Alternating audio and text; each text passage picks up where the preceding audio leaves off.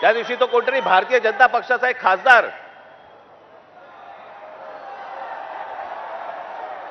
कोणतरी दुबे नावाचा कसा काय बोलला, मराठी लोगों को हम यहां पे पटक पटक के मारेंगे.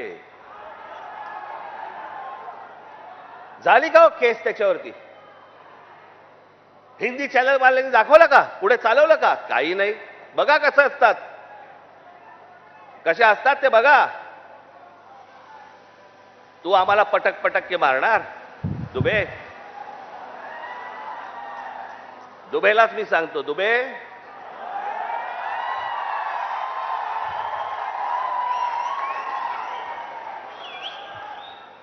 तुम मुंबई में आ जाओ.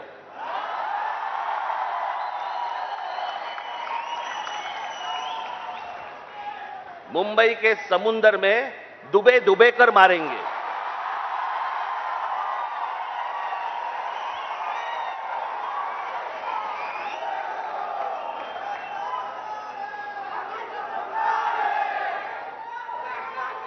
त्याला हिम्मत होते बघा कशी. तुम्ही जर काही बोललात तर त्याची राष्ट्रीय बातमी होते. तुम्ही जर कुठची अमराठी माणसाबद्दल काही गोष्ट बोललात तर ती राष्ट्रीय बातमी. पण हे ज्यावेळेला बोलतात त्यावेळेला त्यांना माहिती असतं सरकार आमच्या मागे आहे.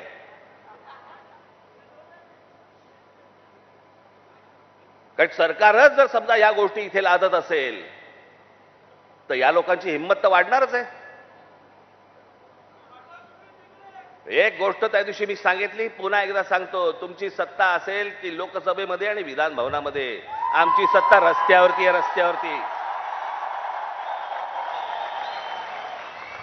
काय नाही, 56 इंचाची तुम्ही पण छाती बाहेर काढून फिरा. हा महाराष्ट्र आहे, तुमच्या बापाचा महाराष्ट्र आहे.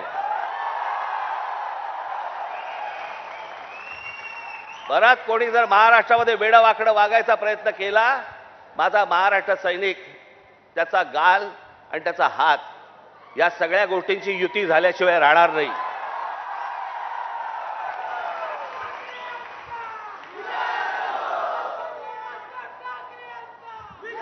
अनेकांना असं, अनेक ते आता सरकारी पत्रकार असतात, काही बेरोजगार पत्रकार असतात. आणि मग ते बेरोजगार पत्रकार कुठच्या युट्यूब चॅनल बिनलवरती जातात आणि म्हणतात की तुम्हाला माहिती आहे की नाही, ही फडणवीसांनी लिहिलेली स्क्रिप्ट आहे. हा कोणता स्क्रिप्ट रायटर आहे मला अजूनपर्यंत कळलेला नाही, जो स्वतःचा अपमान पण त्याच्यामध्ये लिहितो. ज्याला हे सगळं मागे घ्यावं लागलं, सगळ्यांकडनं दबाव आल्यानंतर मी हे दोन्ही GR मागे घेत आहे, हे स्क्रिप्ट रायटर लिहू शकतो. पण हे काय चालू आहे? हे तुमच्या मनात काहीतरी विष कालवणं सुरू आहे की हे बघा, हे आतून सगळे एक येतं बघा, हे सगळं असं सगळं सुरू आहे. कशाचा कशाला कशाचाही संबंध नाही आहे.